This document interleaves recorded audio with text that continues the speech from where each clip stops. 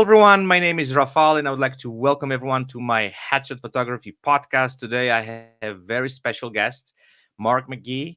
Um, we talk a little bit prior we start the podcast. I received from few of my viewers your video about AI, hmm and that was the main reason I want to reach out to you because you have very optimistic approach to AI, and I know there is a huge discussion on this topic, and that's why I really want to dive into this topic with you. Not to mention that your work is absolutely stunning. Your images speaks for itself. And also what I mentioned before, you do all sorts of different genres of photography and you mastered all of them. We're going to jump into your Instagram later on. We're going to talk about some of those masterpieces you created. So welcome to the show, and again, thank you for accepting really quickly the invitation. You agreed to talk to me, which I truly appreciate it. And welcome. Thanks for having me, Rafal. It's really good to be here. Absolutely. So let's jump into just the basic stuff. How did you get into photography in general? Because I know a Mm. lot of people have this different ways of getting into this industry. Mm. So what was your story? Like, how did you get into this? How did you kind of start this amazing journey? Just tell me a little bit your story. Yeah, sure. Well, I started my career at the time was the entertainment industry, and Okay. I was working in the West End in theatre, and so that's where my journey began because I started taking pictures of my fellow actors from the shows that I was in for their CVs and their agents and portfolios. And that's basically where I began taking headshots, specifically headshots, and then started getting better and better. I realized I was quite good at it, and I Mhm. sent myself off to photography school at the British Academy of Photography, and sort of got my qualifications, so I was legit. Mhm. But I would say 90% of my work is self-taught, Mhm. with the headshot specifically. It's something you can't, because I was learning distance learning. So, there's no classroom, nobody sits you down and tells you how to use lighting and strobes. They can, you know, tell you about how the camera works and the exposure The basic. triangle, but they can't really show you how to light a person and you know Mhm. what makes an image look good artistically is something that comes from within you. um, Mhm. so and then of course COVID hit. So I Okay. just to go back a bit, I was doing this for about 6 or 7 years, and I would say I was semi-professional but still a Mhm. professional actor. Okay. And then COVID hit, all of my work dried up. I was actually in The Lion King at the time, Oh in wow. London. And so that work dried up, all the theatres closed, and all of my headshot work dried up because we couldn't, be in Should. close contact with other people. So um, then I decided that I was going to start my YouTube channel because I was sat at home with nothing to do. And I Mhm. thought, now's a good time to do it. And I'd been toying with the idea for a good year before this, just never plucked up the courage to do it. And Mhm. so that's where I started rounding myself off as more than just a headshot photographer. I started learning other avenue, like street photography was a big one for me, Mhm. landscapes and product photography. And within all of the videos that I was posting on my YouTube channel, it was all about tutorials to how to light and take photographs of specific subjects. And I guess that's where I started broadening my horizons as a photographer. So that's my journey up to this point. Perfect. So this is something what I want to actually talk about it, and I mentioned that already. So there was like a reason behind it why you were trying to basically different genres of photography, right? Mm. Because we'll go in a second to your Instagram account, and so did you like purposely choose that direction, or there was something behind it? Because as I said, like there's a lot of photographers who specialize in one thing, right? And that's what they want to master. They don't want to kind of go different directions. So what was your reasoning behind it, that you just like, okay, you know what, I'm not going to focus on one thing, and I'm going to just go different directions. I'm going to test it waters in everything. But also what is pretty amazing in your case, because whenever I look at your images, every image is really perfected. It's not something that just come out of the camera like, okay, let's post that. Like you Mm, really deliberately have your images. There's like, I've noticed amazing the color tonality of your images. That there's like, you mm. can really see that there's all those images that are really well thought through, and you put a lot of knowledge and experience creating them. So tell me a Yeah. little bit about that process. Um, well, just to answer that question just there, Yes. um, I, I consider every photograph that I take as a work of art, and I don't mean that in a big-headed way. I mean that in it's important. Every picture that I take is important to me, and I put a lot of hard work into the composition of it, the lighting Mhm. of it, and then the editing process. And I never display my work without due diligence and a lot of creative process going into it. I like to, oh yeah, there's some of my work. Um, so every shot that you would see on my Instagram account has been well thought out. Mhm. There's a lot of videos on here as well, but I think going back to your original question about Mhm. Instagram and why I started branching out from portraiture is, well, I think it was boredom for one thing. Um, Again, going back to the COVID lockdown, um, because I couldn't take pictures of people because we weren't allowed to, I still wanted to pick up my camera and take pictures. So it was about finding other ways to do that. Mhm. And that's where I started taking pictures of myself as well. So actually, from this point onwards in my Instagram account, sorry, into the past, you'll see a lot of pictures of me Mhm. in places taking pictures and self portraits. And a lot of these images, you know, I put a lot of hard work into them. And some people might say, oh, it's, I don't know what the word is. Bigging yourself up. It's not about that. It's not about Mhm. me being vain. It's about trying to take an image of myself in a nice setting and nice environment Mhm. and make it work as if it was someone else. Of course, Yes. I would have loved to have taken pictures of other people in all of those situations, but I couldn't. So I had Mhm. to start taking pictures of myself in order to perfect the craft. And Yeah. actually, taking a picture of yourself is much harder work than That's taking a what I'm. picture of someone else because you've got the focus problem. Mhm. um, you, you know, do you use a remote control? Um, do you use a self timer? And of course, you don't know what you're looking at because you're not behind the camera. So it's a lot of back and forth. You sort of take the picture, go back and have a look through the viewfinder, see what works, see what doesn't.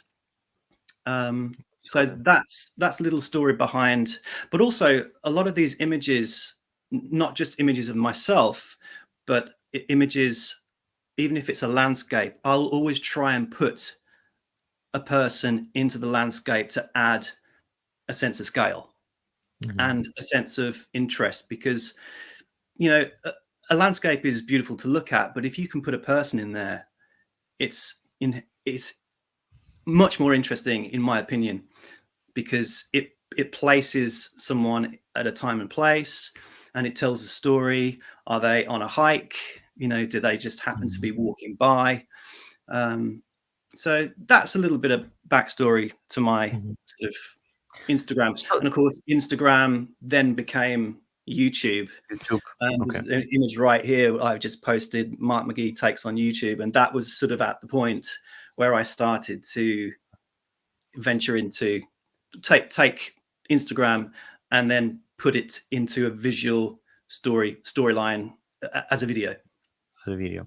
So tell me a little bit more about your creative process, because that's something which I'm always very interested in. And I know like everyone has different ways of approaching, creating images. So how this whole thing looks on your end, like you have like kind of image in your mind and you try to kind of get close as possible, or you just literally let yourself into just doing things, and then the creative process Mm, basically kind of unfold itself.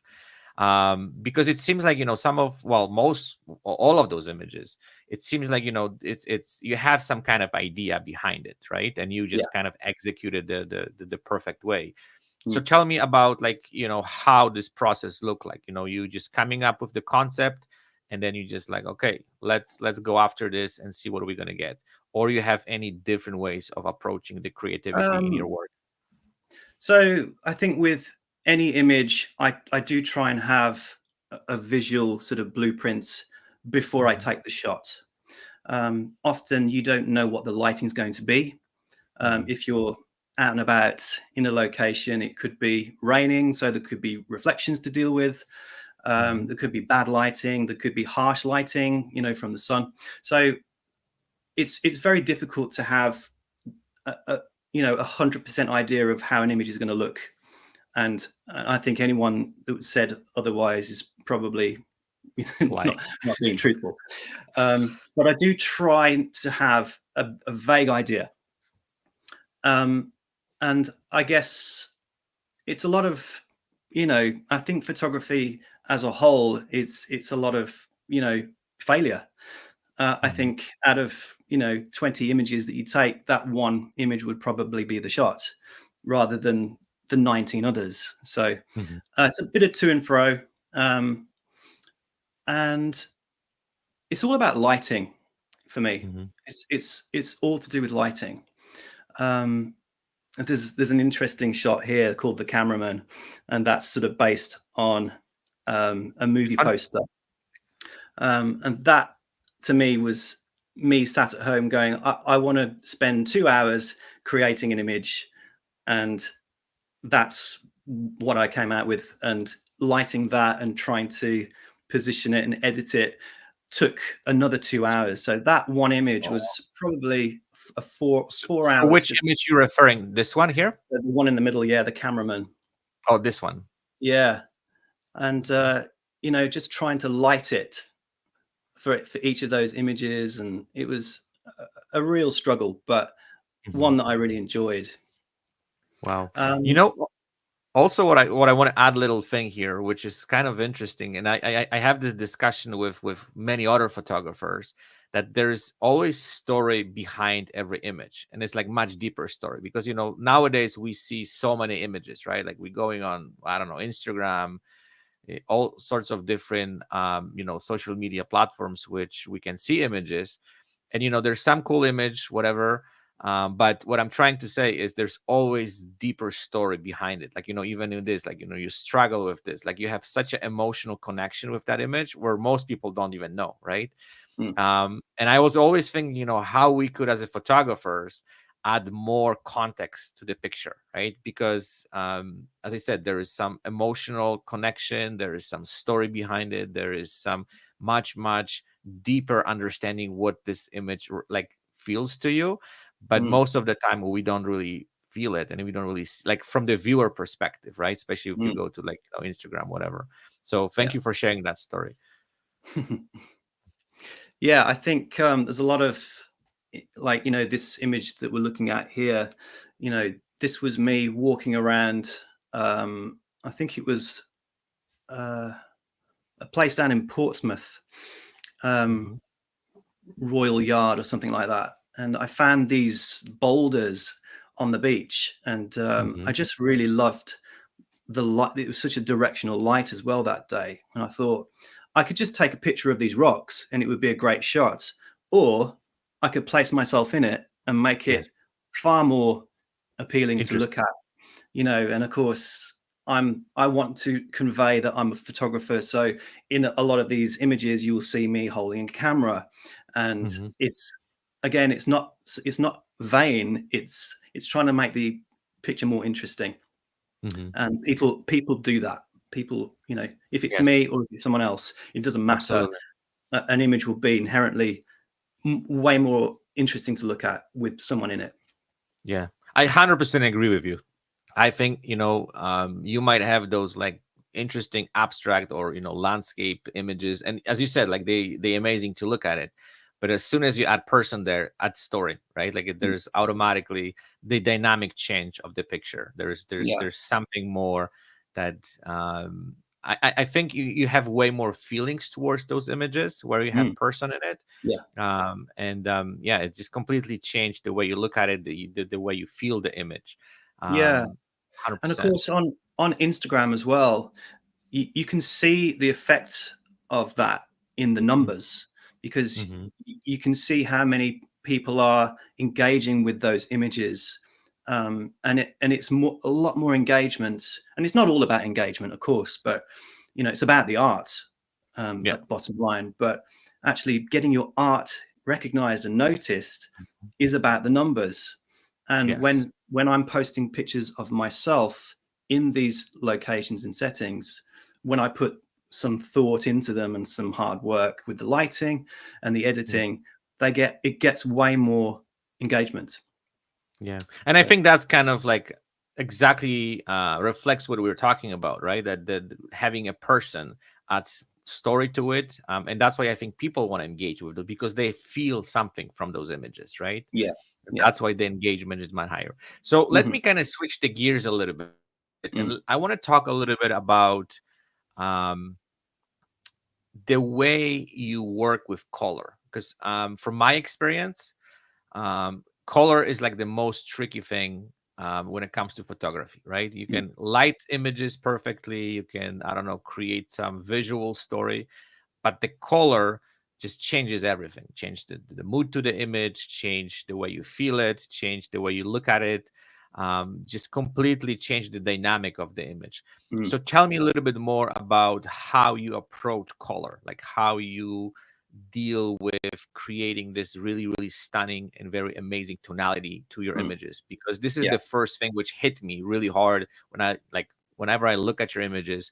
The colors pretty well, and I know for a lot of yeah. photographers out there, color is like the most challenging thing ever, because they don't know which direction they're going, right? You Mm, can do all sorts of different things. The sky is the limit, but mm. choosing the right, like the biggest and the most important element to create this specific mood for the image. Yeah, and I'm glad you brought that up, because it's a really interesting and important aspect of the editing process for me, is color. Hmm. And it's probably the second most important thing to lighting. Hmm. And it's quite simple actually for me. It's about using two colors, predominantly two colors.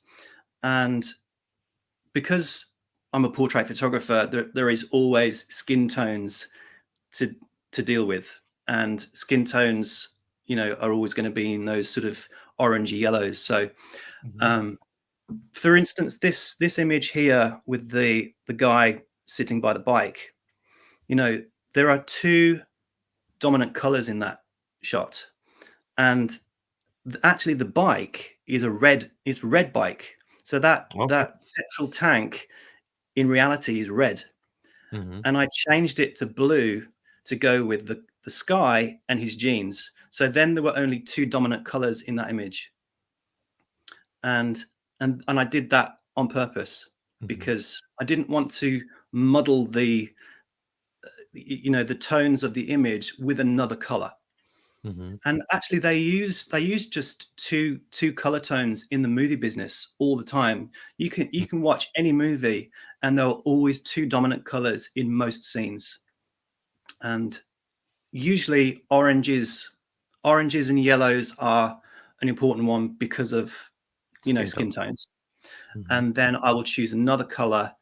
It doesn't necessarily have to be a complementary color, but in general, I mean, this is going back quite a way. Actually, this is when I was just starting to learn about color science. So if we were to go up a bit into you know uh, some recent images, you'll start to see, if we just scroll up, like here, I've got sort of oranges and blues again in the camera shot. Again, in the with the girl in the cave. Again, that is just two colors. Mhm. It's just blues and oranges. Yeah. But actually, this is the reverse because she's got blue skin because I actually lit her with a blue light. Okay. But again, it's still two colors. Okay. So now you like basically every image you're working on, you just creating image which have like kind of dual tonality. Yeah, Um, so and yeah. it's not about doing split toning because I think Mhm. that's slightly different. It's about choosing which colors to eliminate from the picture in order to bring more attention to the Mhm. subject. So Um, yeah, go for it. no, go on. No, no, so let's kind of talk a little bit, like let's dive a little bit deeper into this. Tell me a little bit about your retouching process. So like you get the image, and then you just getting into, well, working on either skin or like there's some other images like cars, whatever. Mhm. Tell me about the retouching process. Like how does retouching process look like for you? Do you spend tons of time on it, or you have this kind of idea in your mind that's okay, I know which directions I'm going? Because I know like raw images, they look completely different most of the time till you reach Mm, the end, right? yeah. So tell me about the process, and also I would like to talk a little bit how you learn retouching, because I know for a lot of photographers out there, retouching also is something that it's a huge beast. And I talk to Mm, a lot of them, and they just like, you know what, I know where I want to go, there I know which direction I want to go, but I don't know how.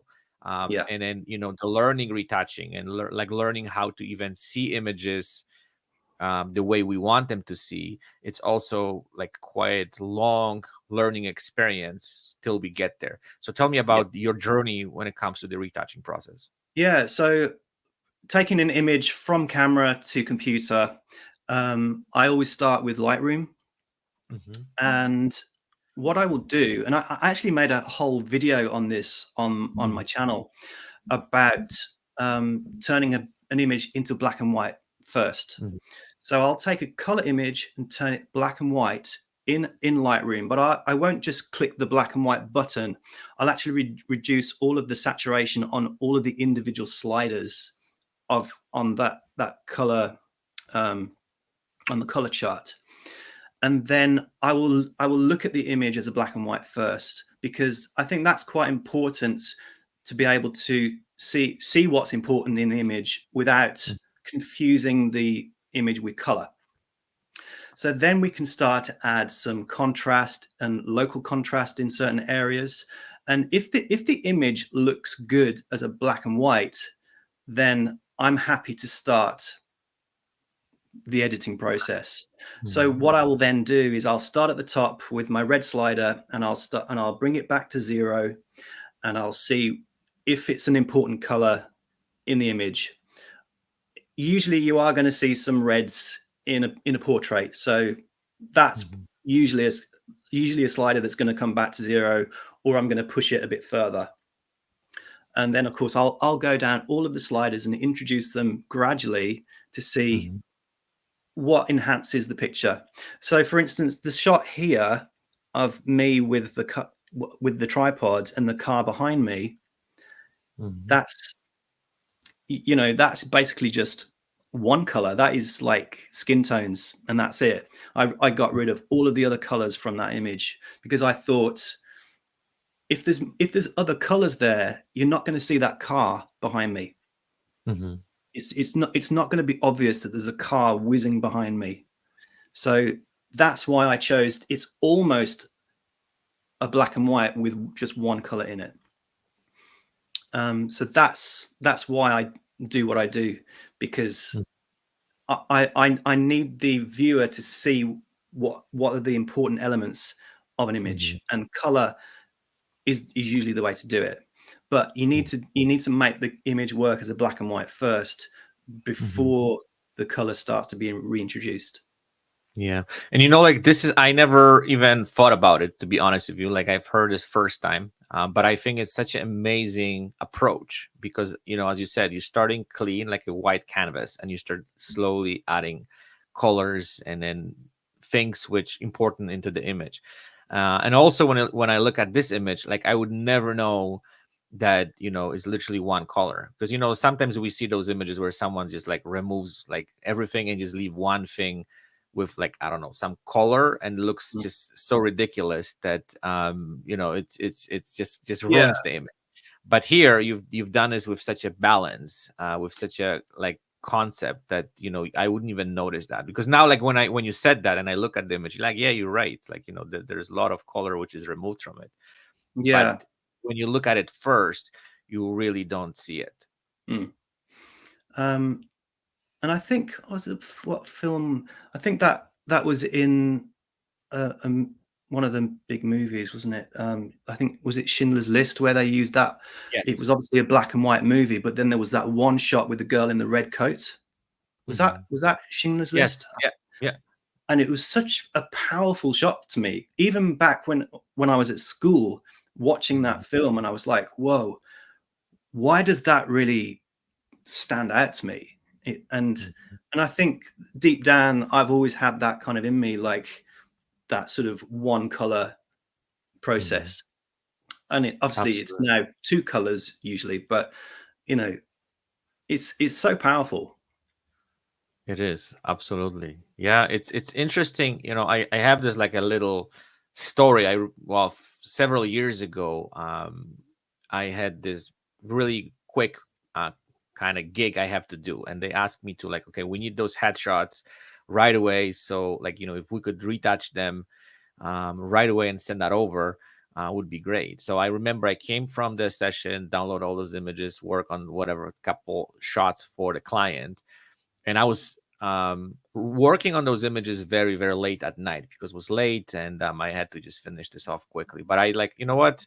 I'm not gonna send them tonight. I'm gonna just review those in the morning, and I'm gonna send that off, you know, after just kind of checking those images next day. And you know what was interesting? I look at those, like, they look perfect to me that evening, but the next morning when I look at them, like, I'm like, what had I done with the colors? Like, they were so off that Mm, if I would send those shots night before, I'm sure the client would be just like, what the hell is this?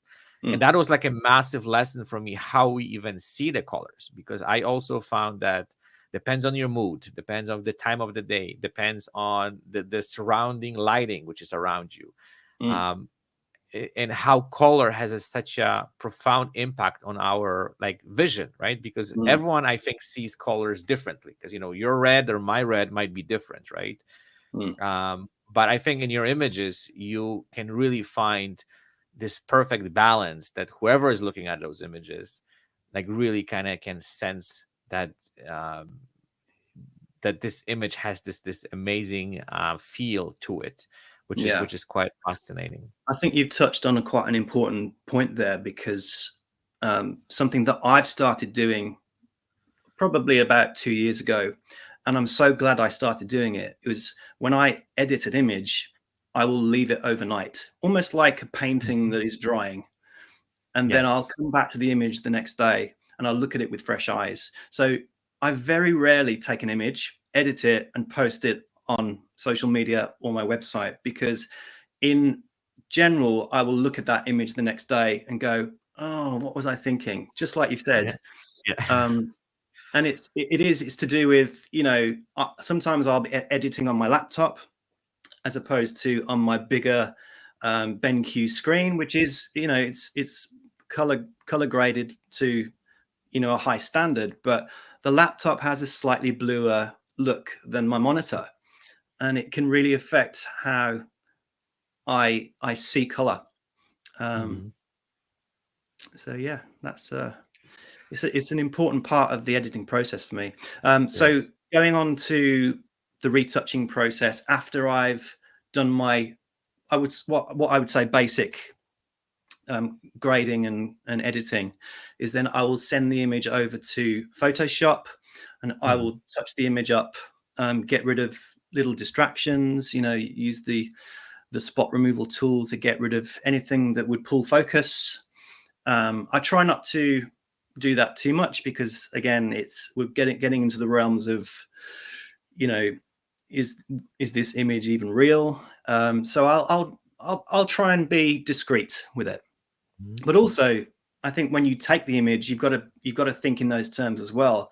You know, if you're taking a picture on the street, a street photography shot, you've got to think, I want this image to be as real as possible. So Mhm. I'm going to position myself in such a way that I'm going to get rid of any distractions from that shot. And that might be positioning so the person is in front of a lamppost or Mhm. whatever. Anything that's going to pull focus from what's important.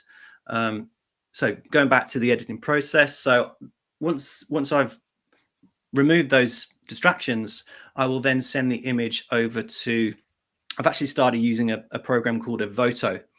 And Mhm. if there is a portrait in the shot, so if there's a person, I'll send it over to a Voto because it's a fantastic AI engine for retouching skin. And it does it so quickly that it saves me a huge amount of time.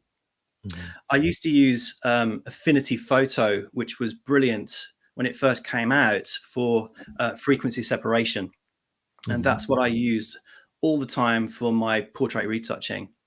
And I do still use it, but I would say 85%, 90% of the grunt work of retouching skin is done using a Voto AI.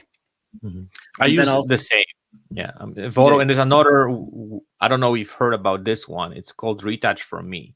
This is Mhm. another really good software. It's well, photo is really complex, and you can just dive into so many different elements and do this pretty precisely. Retouch for Me is a little bit, I would say, less complex, but also can get the job done quickly, efficiently, and for like just the regular clients where you don't Mhm. have to spend too much time. It's pretty, and I Yeah. know we'll talk about the AI in a second because that's like the Mm. main reason I want to talk to you. But I found that basically the all those programs or software which helps us with retouching process, and I'm Mm. talking strictly skin retouching, whatever, it Yeah. was like Yeah. extremely Yeah. time consuming back in the days, and I was Mhm. just like, I don't want to say wasting because this is a bad word. I spent a lot of time on retouching and was Mm. just eating up my days like there's no tomorrow, right? I was just like spending hours Yeah. and And I think to keep the love and the passion for what you do, you don't want it to seem like a chore every time you retouch a portrait. Um, so if you can, a lot of photographers, they farm out their images to, retouching companies, say in India, and they'll use that process. yes. I never used to do that. I used to do it all myself, but it was Mhm. becoming quite a chore. If you're delivering sort of 6 or 7 finished images per client, and if you're doing 2 clients a day in the studio, you're going to be Yeah. spending, without AI, you're going to be spending 7 or 8 hours just editing those images, Yes. whereas now it takes 30 minutes. Yeah, And absolutely. this and the quality and the standard, it's probably not as good as doing it by hand, but we're talking to the trained eye. A portrait photographer would probably see the difference between AI and someone that's done it for real, but to the Mhm. client, they wouldn't have a clue. Yes, 100%. I agree, and you know what? I also think that um yeah, like doing by hand, it's definitely the results are much greater than AI. But also what I think, and I want to point this out, that because a lot of photographers right now, they don't even want to try to learn retouching, and they just like fully depend on AI, which I think is another wrong way to approach this whole thing, Mm, because mm, if you don't understand the process, you don't know how much is too much, or which direction you want to go. And I think the advantage what we have, because we've been doing this for so many years by hand. Now I can really see the flaws of AI, and I can also fix them later on, right? mm. So learning the retouching from the scratch, I think, is extremely important element to understand where you want to go with the image, right? And Yeah. I noticed that AI, just like, there's a lot of those new photographers who like fully depend on AI, Mm, and they just like, I don't even know, like, when you mention frequency separation, I'm sure there's a lot of people who just like, I don't even know what he's talking about, right? mm, mm. And it's not to say that I completely depend on AI these days. I Mhm. still My process for retouching a headshot portrait is still quite complex. You know, it's Yes. not just Oh, about 100%. me taking the raw image, throwing it into a photo, clicking a button, and there you go. Yeah. It's still way more levels of complicated Process. sections Yeah. to the process. But I always finish up in Photoshop. Just to the eyes are the most important thing in a portrait. I Mhm. always do eyes by hand. Okay. Perfect. So let me talk about your portraiture. Like, I'm not talking about those images of you, but when you're working with the Mm, client. yeah. So tell me a little bit about that process. And specifically what I would like to talk about it is, and that's what also like interests me the most, about creating the connection between you and your subject. Because in headshot photography and portrait photography, this is one of the most important and key elements to get the great portraiture, right? And I've Mm, noticed for your work, like, I want to just bring this image here. You can really see strong connection with your subject. And I want to mm, just explore a little bit how this process look like. You have a client, or I don't know, someone comes into your studio, and tell me a little bit about how you connecting with people, how you making them comfortable, how you just, I don't know, working with them to get the mm. best version of themselves. Yeah, I think I'm in a unique position Hmm. to bridge the gap between photographer and client, because a lot of my clients are in the entertainment industry. Hmm. And because I used to be in the entertainment industry, I often know the person or know someone that knows the person, or I will do my research. If I don't know them, I'll find out what they're doing, what they've done. And I always start the conversation with, I know so and so, they know you, blah, blah, blah, and that's a great icebreaker, and um, invariably, I do know a lot of the people that come through the door, and it really helps. If I don't, again, I'll spend the time trying to make them feel comfortable. I never just jump straight into a session. I'll always sit down with them, have a cup of coffee, just talk about anything, and then I will show them. I've got a coffee book of all of my images. So I'll show them a book of my images. They've probably seen all these images before because they'll have come through the website. And I'll just say, "What do you like? What are you looking for today?" And they'll just flick through the book and go, "Love that, love this." But in general, if they're coming from a theatre background, um, I usually know what agents prefer. Hmm. Especially this side of the pond. Headshots in the UK are quite different to headshots over in the States.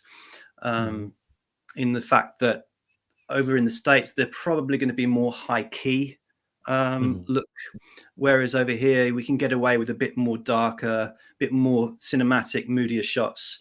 Hmm.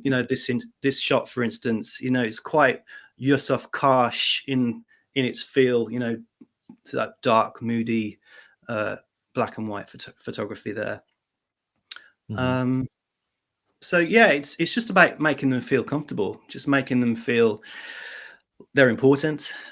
Sometimes you're going to come across a client that, you know, first thing they're going to say when they arrive is, "I hate having my picture taken," and it Hmm. happens 8 times out of 10. They'll always say that, and by the end of the session, we've had some great shots and a lot of good rapport. I think there's a whole science behind the headshot photography, Hmm. and it's just about making them feel like they're not having their picture taken. Hmm. Because as soon as they are aware of the camera, then they're going to start gurning, they're going to start pulling funny faces, and that's not to say that I can nail that every time. I can't, because some people, like, they just don't know how to hold their face, and their face looks so different from when you talk to them over a coffee to what it looks Hmm. like behind the camera. And I think it's because they've practiced how they want to look in a mirror at home, in the bathroom. Hmm. They've gone, right, this is how I want my face to look. And the big problem with that is they're seeing a reflection, for one thing. They actually never see what we see. They're always Mhm. looking at themselves in a mirror, which is a complete reverse of what we see. And Absolutely. Mhm. so that's a key element to it. I never in a session, I try not to show them the images as I go along. So I don't tether. I never tether in a session, because Mhm. that basically just invites them to want to look at the screen. And the big problem with that is that they'll see an image and they'll probably not like it, and then they'll start doing something weird to counteract it. Mhm. And you're onto a losing you're onto a loser there. You really are. Yeah. So I don't show them if I can help it. Yeah. Yeah. I found, there's two different ways, and that's again from my experience. You might win the person by showing them good image. If they like it, they're gonna even perform better. But as you said, there's always chance that they will don't like it, and all of a sudden they're gonna even shut themselves down even more. That it's Mm. gonna just like completely. I don't want to say end the session, but it's gonna be much more difficult to bring them up again, and Yeah, then it is. bring some life into them. So, but it's interesting because I talk to other hatchet photographers, and everyone has a different approach. Some of them, they coaching people, for example, so they showing them an image during the session, so they tethered and they like, okay, this is good, this is bad, and then let's kind of continue to get better. I never have tried this, to be honest with you. I've heard that there's again different opinion on this, but there are photographers who really try to, as I said, show them and help them to get better images. But again, Mm. depends on the person. There's so many factors which, as I said, can bring great stuff or can definitely take this session completely different path. Yeah, And yeah. yeah. I mean, I'm certainly not one of those people. I Mhm. I will, and I think it's to do with the flow as well. If the flow of the session is going well, you know, as a photographer, you don't want to spend too much time yourself looking at the image behind the camera, and that's to do with experience. If you know what you're doing, then you don't need to look at the images too much. Yeah. Also, it depends if you're using continuous light or flash, Mm. because if you're using continuous light, you can see what the image is going to look like when you take it. So if you start looking at the back of the camera and spending time doing that, then they're going to want to know what you're looking at. Mhm. So I don't really shoot continuous anyway. I trust my skills Mhm. in flash photography, and I Okay. trust that I've got my settings right, and I'll just keep the flow going. I won't let them sit too long and think. I'll just Mhm. I will direct them. Poses are important, but I Mhm. never let them think too much about what they're doing, because that's going to slow the session down. It's going to have a negative impact, and that's Mhm. the reason why I don't show the images to them, because it can Mhm. break up that flow. Absolutely. Yeah, it's I have similar approach. Sometimes depends on the client. If I know somebody who actually work with me and they trust me, then I kind of like show them something because I already know the trust is built. I think with the new clients, yeah, I don't want to take that risk. So I have like literally similar approach. Mm. But also like from experience, like with I worked before, they trust me and I can just show them quickly something briefly on the back of my screen, because that's also is different. Because if you show them on the big screen and they see all the flaws, they will start picking themselves apart and they're Mhm. gonna like noticing things which Yeah, we definitely fix in Photoshop later on, or like with the retouching process. But yeah, people are really they self-conscious, right? And they yeah, really see things which sometimes they pay attention yeah, to things which they shouldn't, right? So yeah. And I just going on that point, with especially girls, they'll invariably want to wear makeup, and I will yes. always send out an email before the session, the day before the session, saying keep keep makeup to a minimum, because I think Mhm. clean skin is much better when it's been retouched than caked makeup, and I will, I'll Yes. try and tell them, look, the images are going to look way better if you just keep that foundation off. Let me handle the blemishes and whatever, Mhm. but trust the process. And usually it works. But some people, Mhm. they come in, and if they've got spots, they'll cover them up, and It looks even it's worse. hard. But Yeah, if especially if you hit them with the, really strong light, everything comes out, right? yeah, Maybe you're not exactly. gonna see it like a regular light, but if you Yeah. just blast them with strobe, it's Mm. every color Yeah. deficiency, it's gonna be Yeah. right there. Absolutely. Sure. Sure. Okay, so let's jump into the difficult topic, the one which I really Mm. want to talk about it. As I mentioned at the beginning, I watched your video about the future, and then not the future, but in general, you talk about AI. So let's dive into this. Seems like the AI is just like walk into the door, it's here. We have to somehow learn it, adopt it, figure it out how this whole thing works. So far, Mhm. probably me and you, we see that there's amazing advantages for our industry. Mm. But still, I've noticed that there is quite a huge debate over if we should use AI. There's huge opposition in this entire new technology, and then people take this completely different ways. Mm. So let's talk about it. What's your opinion? Like how you use AI, Mm. and what would be something you would share to people about like how we should even think about it, because I think that's the biggest challenge right now, because a lot of Mm. people are scared. I've shared that on my podcast.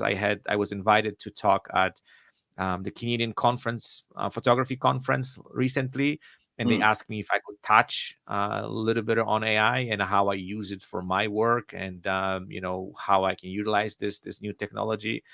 And to be honest with you, like everyone was terrified. Like I see people, their eyes are getting bigger and bigger and bigger, and I'm just like, okay, I should probably slow down here because everyone is just scared to death.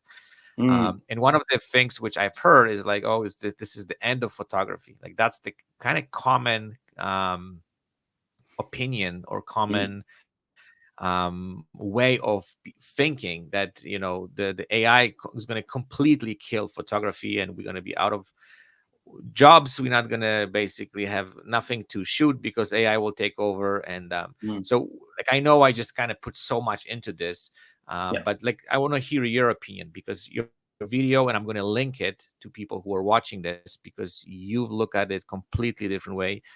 The one thing which really touched me was like you are really optimistic. So let's talk about it a little bit more. Mm. I think the buzzword in in today's society is AI, and Mhm. a lot of people like to use that word as an umbrella for all technology, Mhm. and I feel like it's being overused. That Mhm. companies are using that term because they want to make people feel like they're present and part of you know something that's going on right now. And they'll probably say, oh, we're AI driven, this, that, and the other. But Mhm. how much of it is really AI and how much of it is just old technology that they're repackaging as new Mhm. technology? And we all know the story of Terminator, and Mhm. you know there's so many movies out there that put such a negative spin on AI, and of course they're right. There is a danger in the future, and that's a whole other ball game. And I think there are going to be purist photographers out there who are going to absolutely slam the door on AI completely, and that's Mhm. fine. But probably what they don't realize is that they're using AI already. They're either just Yes. ignorant to it, or they just don't understand, or they don't want to know. They just Mhm. say no. AI is something I've struggled with in the past. I tried Mhm. it about, I think when Photoshop first introduced generative fill, I tried it and I thought it was awful. You know, I took a landscape and I said, I'm going to put, you know, a sheep on this hill in a landscape and see what it looks like. And I thought it was utter rubbish. And I was like, no, it's not for me. But then I started to realize there are other ways to use AI in our profession. AI is now being utilized within the hardware of the camera itself, you know, with the autofocusing. And listen, every photographer out there buys a brand new camera because they want better autofocus. One of the things is better autofocus, right? So that just basically says to them, well, you're using it anyway. It's just a different form. You don't know about it. Yeah. In the editing process, you know, I've seen a lot of images on Instagram which are completely fake. You can tell that they're 100%. And some of them are beautiful to look at. They are absolutely stunning. And, you know, you could say, well, that's just a form of art. You know, a painting is completely made up. You know, it's not, you know, it's just a different form of art. And someone who takes a digital image and creates it out of AI has created a work of art. It's probably not going to be called photography. You know, it's digital art, you know. And I think there's a bit of a crossover there between photography and digital art, because where do you draw the line? If, you know, if you're posting to Instagram or any social media account, it's probably your duty to say, look, this is an AI generated image. I think most photographers can tell that it's fake, because we understand what it takes to get an image looking like that, you know, especially with a landscape with the most beautiful sunset. And, you know, we know how hard that is. We know how hard it is to take an amazing landscape with a beautiful sunset, because it happens, well, in the UK, it probably happens 4 times a year. And you have to be at the right place, ready at the right time. So yeah, but you know, in portrait photography, we've already touched on the retouching process is staggeringly good. And when they approached me to make a video on my channel, this Voto AI, and I was like a bit skeptical. And I tried it and I was absolutely blown away what this could do. And not only by the technology, but by how much time it was saving me. And for me to not use that now, it's like going back to using a horse and cart. You know, why would I trade my car for a horse and cart when I've got AI technology to do my retouching for me? It's just a no-brainer. And it's not cheating. It's still, the image is still taken by me, and I would still do the same process by hand with a graphics tablet. It just takes me 40 minutes less time now than it used to. So why wouldn't I use it? You know, the video that I just posted recently, you know, was to do with a car shoot where I took a Porsche and I had absolutely nowhere to take a good picture of this car. You know, it was in a borough of London. It was a grotty day, and just had nowhere where I could position the car with my, because, you know, I use a tripod and I try to use circular polarizers and get the image looking good, but there's too much traffic. There's people everywhere. You know, I've got to move the car because a car wants to get by. And, you know, so I used AI to generate, I'd say 40% of the image. The rest of it was real. And, you know, I made a video about it because I thought it was an interesting subject, because I absolutely love the image. Well, one of the images that I took, I absolutely love it.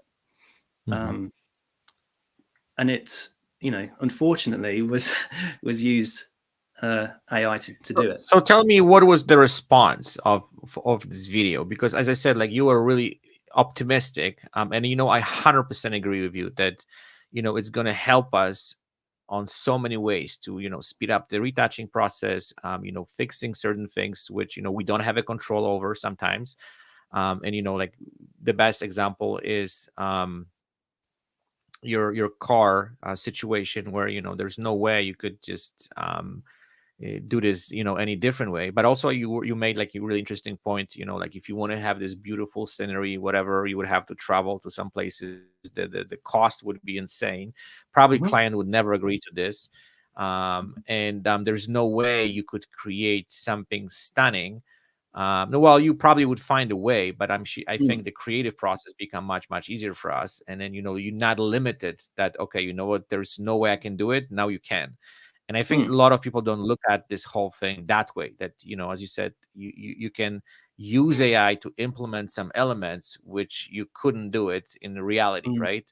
Yeah. And create some stunning portraits. So I'm really glad you point this out, because I think it's going to open so many doors for photographers that Mm. they can overcome some of those challenges in a Yeah. very easy and efficient way. So Yeah. that's the way I also look at AI, that can be also used, definitely in a positive way, but at the Yeah. same time, like it's, yeah. I think if you take the term AI and take it out of the equation, you look at Lightroom and Photoshop, that they've Yes. been using technology to manipulate images for years. It's just Yes. because we're slapping this, you know, label on something now that everyone's going, Hmm. whoa, no, absolutely not. But you go, it's no different to 4 years ago. It's just they've just Hmm. repackaged it in a different way, you know. Hmm.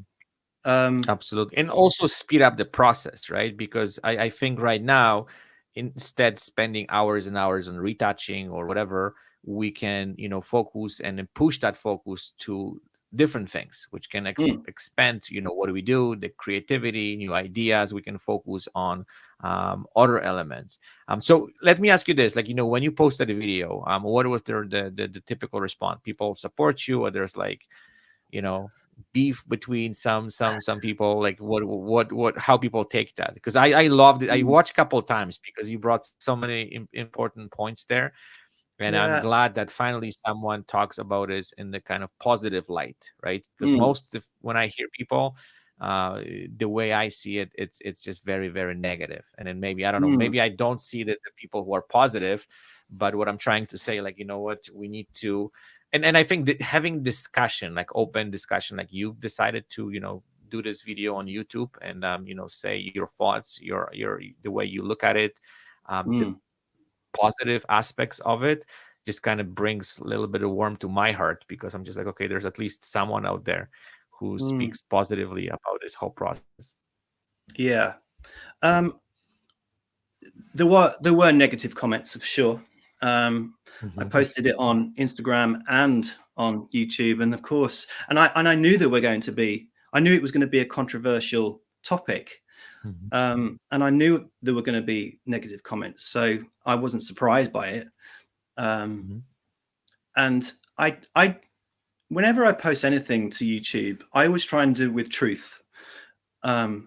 I never give false information, or at least I don't think I am. I'll do my due diligence, to whenever I say anything, I'll try and, make sure that it's correct. Um, Hmm. and if it's more of an opinion, I'll always try and give my opinion of a for and against, because Hmm. I don't want to be, some loudmouth who just has an opinion and that's it, and I don't care what you think of me. Um, Hmm. but I'll always try and have an argument for and against if it's a Hmm. controversial topic. And in general, I try and stay away from controversial topics. I'll Hmm. just usually just show how I take a picture and post it and how I edit it. Um, but actually, to use AI to edit something, I knew it was going to open up a can of worms. Hmm. But you know, I thought, why not? Let's just see. Um, so, but I try not to read comments. In Mhm. general, because if I did read comments, I probably would stop making YouTube videos. Mm. So I'm being quite honest about this. I try not to read the comments because, and I appreciate the nice comments, of course I do, but you can't be selective in what you read. You know, I Mhm. can't just click a button and say I want to read all the nice stuff.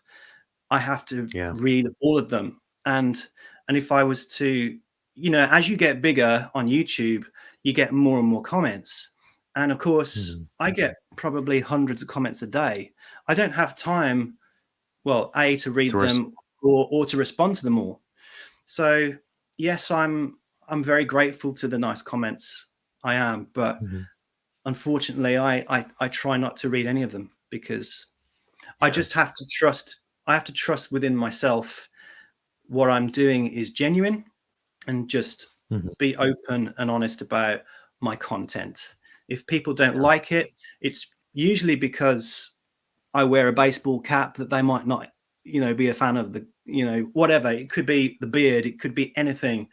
It could be the fact that I'm from the UK, you know. There is always something that people are going to take umbrage with about Mm. what you're posting, and you can't win over everyone.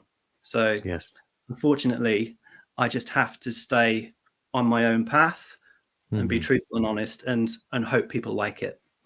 Yeah. So Yeah, I as I said, I truly appreciated what you've done, and I don't. Yeah, like you said, you you open like a can of worms, but I also think someone has to open it up, right? So people can discuss this, and I think having conversation about this topic is one of the most important elements right now, because we definitely need to share opinions. Everyone has kind of own point of view, 100%.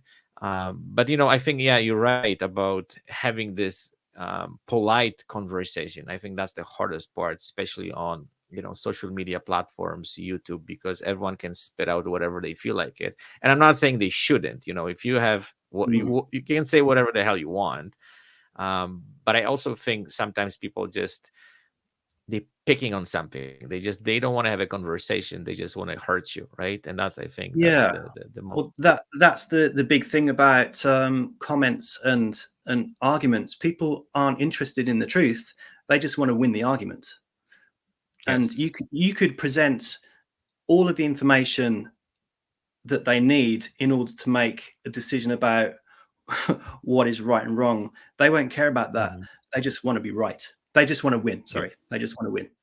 So, exactly. and I think just opening conversations with people that are negative is Mhm. that's all they want to do. Is they just want to win. Yeah, So they just want to win. I tend not to engage.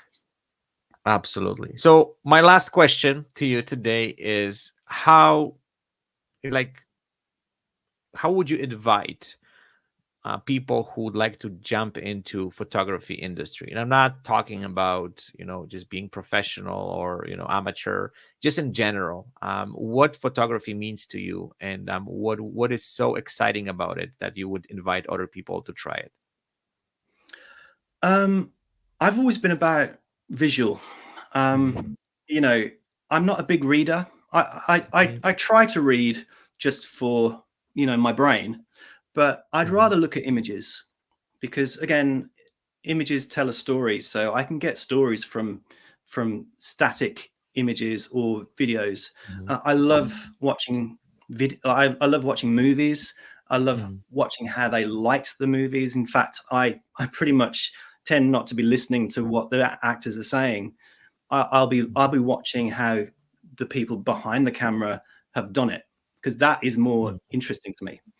Um, Okay. I think people trying to get into photography, everyone's got a phone in their back pocket these days, so they've got the means to do it. And all of these cameras are brilliant now. The latest iPhone, the technology is staggeringly good. Mhm. Um, I would say, I mean, I'd definitely pick up a camera though. I think actually having a camera in your hand as opposed to a phone, it makes Mhm. it feel different. Being behind the viewfinder, being in the camera, is way more intuitive than just pointing a phone at a subject and clicking a button. Street photography is a big thing for me. I think you can gain a lot of knowledge about photography just from street photography alone. I think it can springboard you into other types of photography, wedding photography, portraiture. So if you can nail street photography, you could easily be a wedding photographer, easily.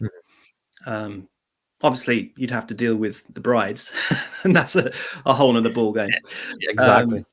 But I mean, I've done a few weddings before. I wouldn't say I'm a wedding photographer in the slightest, but I have done some, probably about 6 or 7, and they are hard because you have to. Well, you can't mess up as a wedding photographer. There are no second options. Well, for the set pieces there are. You could say, oh, can we just take that again? But for the walking down the aisle shot, that's it. You've got to nail that shot. Sorry, I'm getting off topic now. But yeah, anyone trying to get into photography, start off by doing street photography, because it's really good fun, and it's an interesting way to see the world as well. I think I probably got into YouTube because of street photography. In fact, I used to watch other street photography people on YouTube and think, I want to do that. That looks really fascinating and really enjoyable, because actually it gets you out in amongst people. In fact, the more people, the better, in my opinion. Often I like to shoot just one person in a shot, so that can be quite a challenge if there's hundreds of people about. But actually, you can hide in plain sight when there are more people. And especially when I'm filming a YouTube video for street photography, because, the more people, the better, because everyone's on their phone taking pictures. I'm just another person in amongst a crowd of people doing exactly the same thing. So that's how I would get into it.